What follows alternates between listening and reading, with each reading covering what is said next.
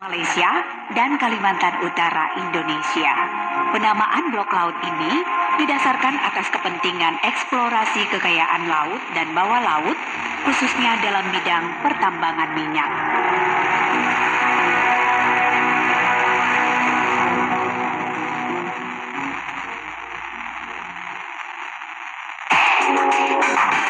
...96,3 MHz Pro 1 Nunukan. Tujukan berita akurat dan terpercaya.